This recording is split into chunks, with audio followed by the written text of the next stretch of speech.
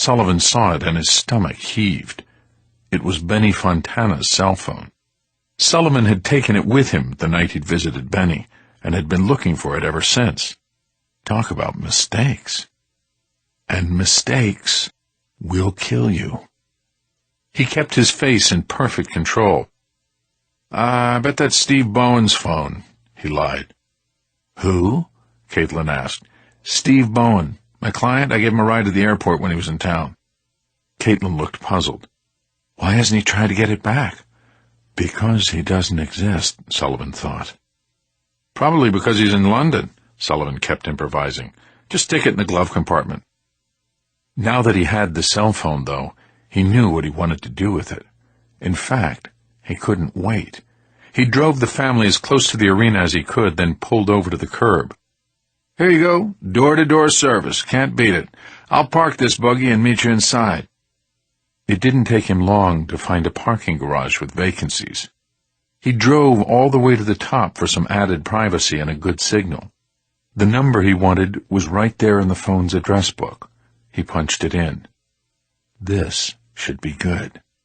Now just let the bastard scum be there.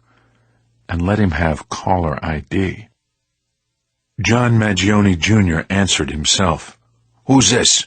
He asked, and sounded bent out of shape already. Bingo. The man himself. They'd hated each other since Maggioni's father had let Sullivan do some jobs for him. Take a guess, Junior. I have no fucking idea. How'd you get this number? Whoever you are, you're a dead man. Then I guess we've got something in common. Adrenaline raced through Sullivan's system. He felt unstoppable right now.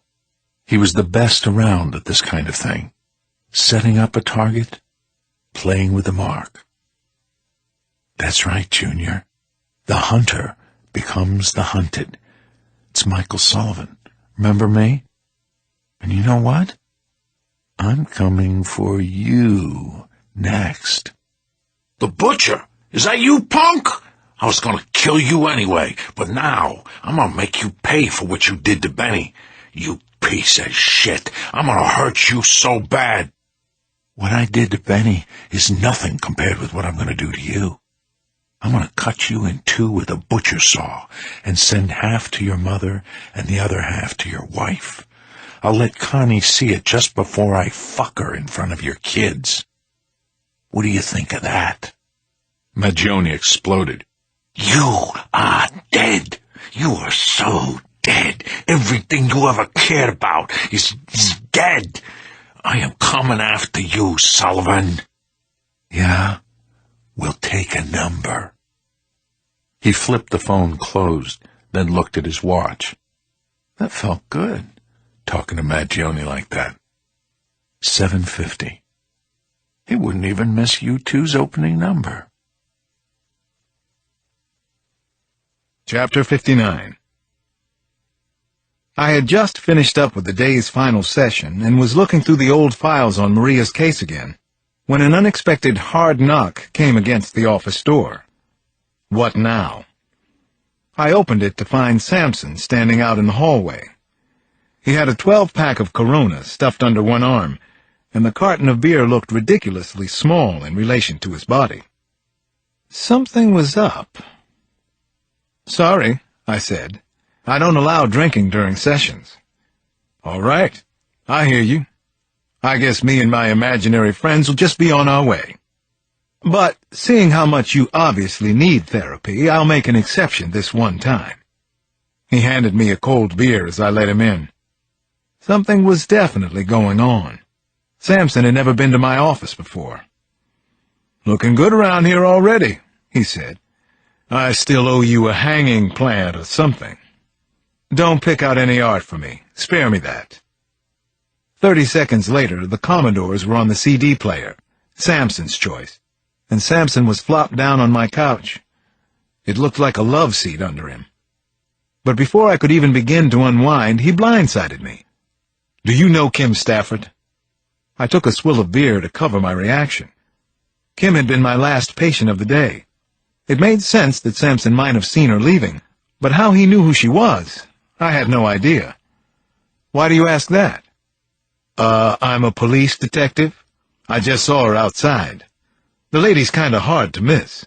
She's Jason Stemple's girlfriend." Jason Stemple? Sampson had said it like I should know who that was.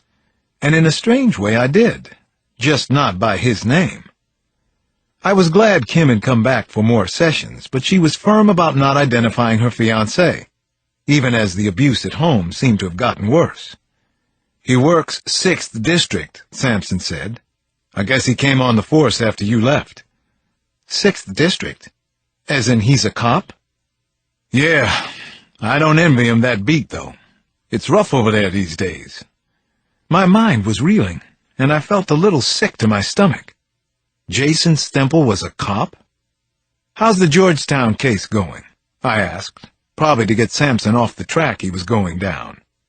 "Nothing new," he said, sliding right over to the new subject. "I've covered 3 out of the 4 known victims, and I'm still not out of the gate." "So no one's talking at all? After what happened to them? That's hard to believe. Don't you think so, John?" "I do. A woman I spoke with today, Army captain. She admitted the rapist made some kind of bad threat against her family.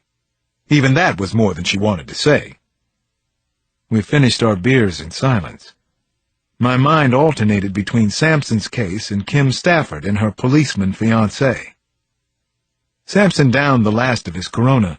Then he sat up and handed me another. "So listen," he said. "I've got one more interview to do. Lawyer who was raped. One more chance to maybe crack this thing open." Uh-oh. Here it comes. "Monday afternoon?" I swiveled in my chair to look at the appointment book on my desk. Wide open. Damn, I'm all booked up. I opened my second beer. A long slat of light came in through the wooden blinds, and I traced it with my eyes back over to where Sampson sat, looking at me with that heavy glare of his. Man Mountain, that was one of the names I had for him. Two John was another. "What time on Monday?" I finally asked. 3:00.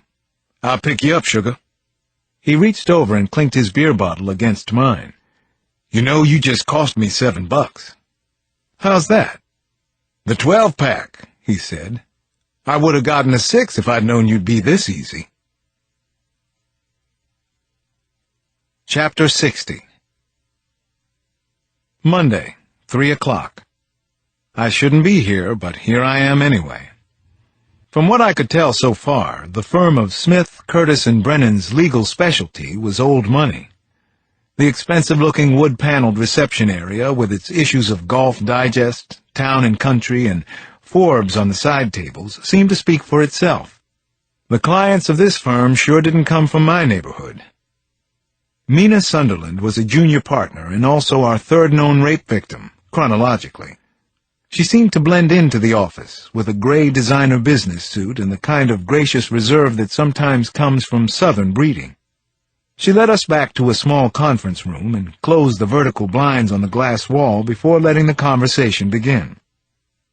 "I'm afraid this is a waste of your time," she told us. "I don't have anything new to say.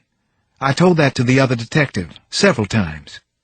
Sampson slid a piece of paper over to her.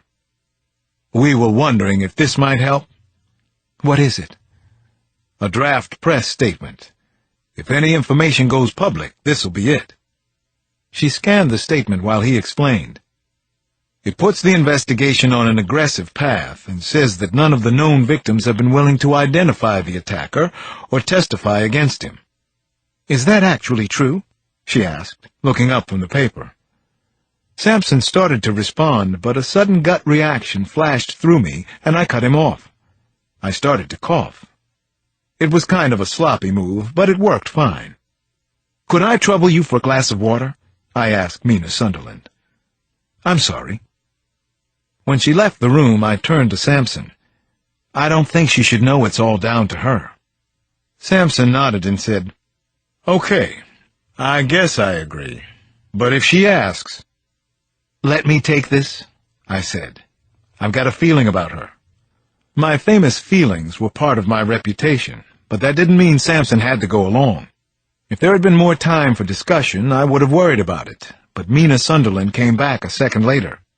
She had 2 bottles of Fiji water and 2 glasses. She even braved a smile. As I drank the water she gave me, I noticed Samson sit back in his chair. That was my cue to take over. "Mina," I said, "we'd like to try to find some kind of common ground with you, between what you're comfortable talking about and what we need to know." "Meaning what?" she asked. "Meaning we don't necessarily need a description of this man to catch him." I took her silence as a green flag, however tentative. "I'd like to ask you some questions. They're all yes or no. You can answer with 1 word or even just shake your head if you like. And if any question is too uncomfortable for you, it's fine to pass." A smile threatened the corners of her mouth. My technique was facile, and she knew it, but I wanted to keep this as non-threatening as possible. She tucked a long strand of blonde hair behind her ear. "Go ahead, for the moment." "On the night of the attack, did this man make specific threats to keep you from talking after he was gone?" She nodded first, then verbalized her answer. "Yes." Suddenly, I was hopeful. "Did he make threats against other people you know? Family, friends, that sort of thing?" "Yes." "Has he contacted you since that night, or made his presence known in any other way?" "No. I thought I saw him again on my street one time. It probably wasn't him." "Were his threats more than verbal? Was there anything else he did to make sure you wouldn't talk?" "Yes." I'd hit on something, I could tell. Mina Sunderland looked down at her lap for a few seconds, and then back up at me again. The tension on her face had given way to something more like resolve. "Please, Mina, this is important." "He took my BlackBerry," she said. She paused for a few seconds, then went on. "It had all my personal information. Addresses, everything.